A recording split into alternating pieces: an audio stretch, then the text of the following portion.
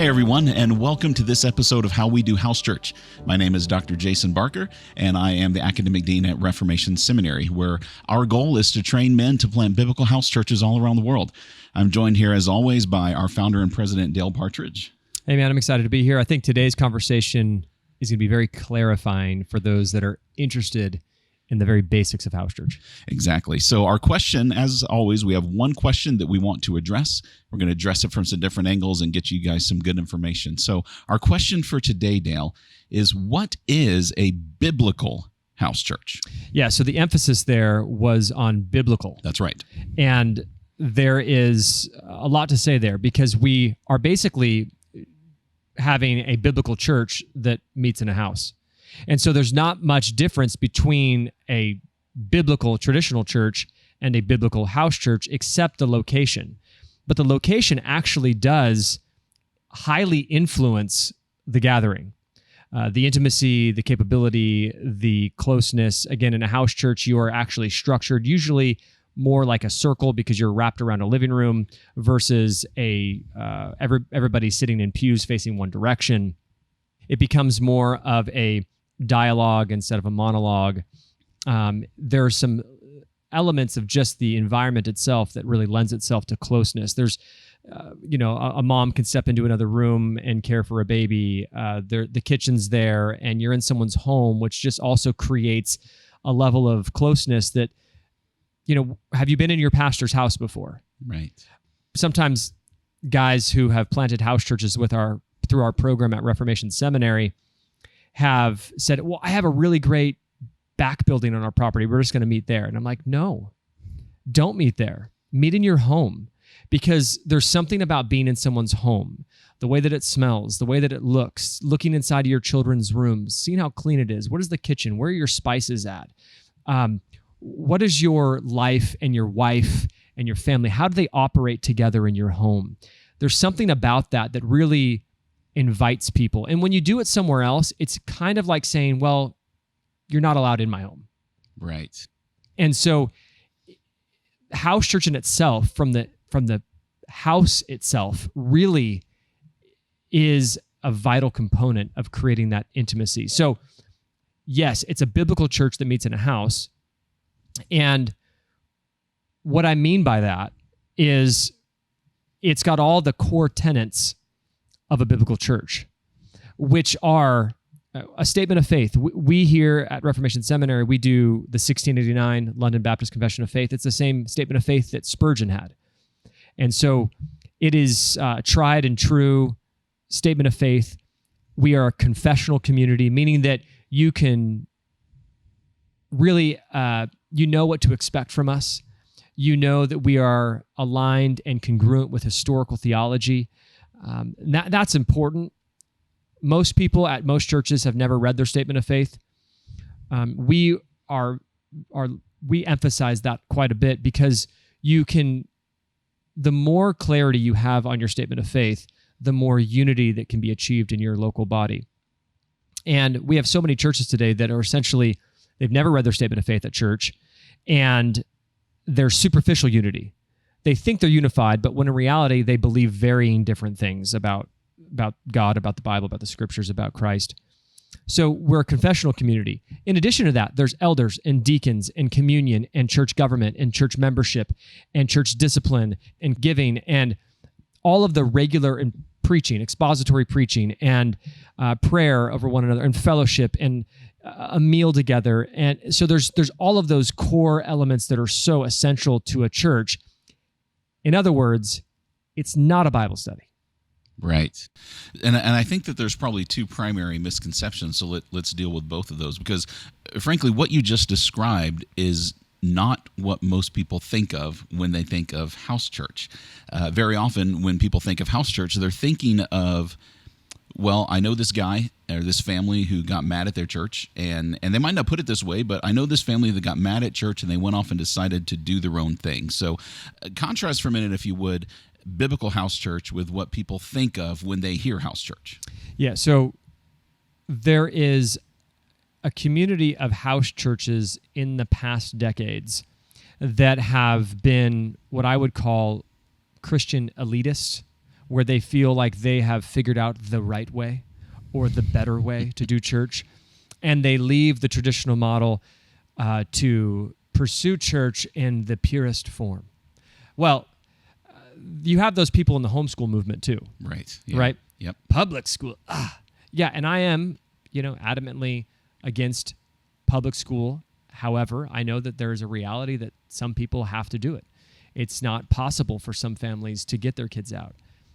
Now, that being said, the traditional model of church, there is this history of people leaving the church. They're nonconformists. They're people that are seeking to, they're separatists.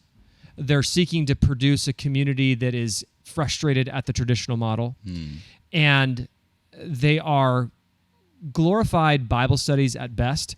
They're usually charismatic. There's no church structure. They go back to this kind of desire and romantic idea of the, quote, early church, but they don't have the historical theological doctrines around ecclesiology that make a church what a church is. I often say we have the early church passion in a house church community, but we also have Reformation doctrine. Right. And when you combine the two, then you get a real strong expression of church. So when most people, like even when people tell me about a house church, I automatically default to, I wonder if it's like like what crazy stuff is being taught there. What weird, yeah, sure. Because it's pretty strange, and there's usually a lack of accountability.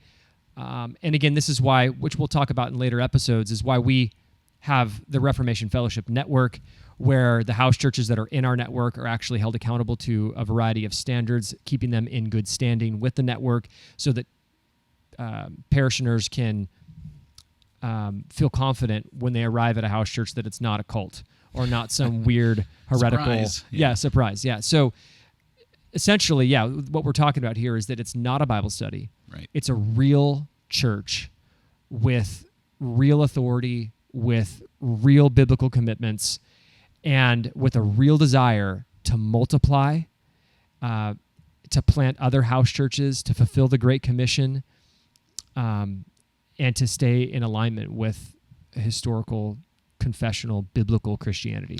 Right. And so, like I said, there's kind of those two things to contrast it with. And you mentioned the second one, the first being kind of that rogue house church, right? Yep. Led by who knows what, doing who knows what. The second one you already mentioned is a Bible study. Now, one of the traditional church's pretty good solutions to trying to fix that intimacy and loneliness problem has been Sunday school or small groups or life groups or community groups, whatever the name they happen to go by at the church. What we're talking about is different than a Bible study, but why and how? Yeah, so this is not a small group either. Imagine someone trying to exercise church discipline at a small group. You're like, wait, are you an elder? Right. And or just maybe doing communion or having a baptism or some of these things that are traditionally, and I would say theologically connected to the church. Trying to do those things at a Bible study. A Bible study is a Bible study, and my just a quick kind of sidetrack on that is that we don't generally see Bible studies or small groups anywhere in church history.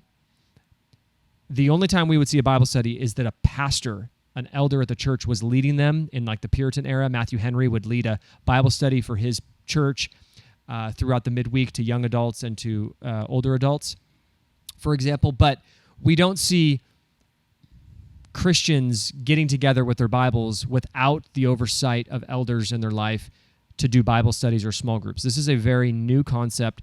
I'm talking 1900 and something years goes by. We've never done this. And now I think it's actually a big part of the problem of the church today. If you search on YouTube how to start a Bible study, it's the top videos are, 21-year-old girls teaching you how to do the Bible study. And so it becomes this disconnected opportunity for the church to gather and learn doctrine without the oversight of biblical elders.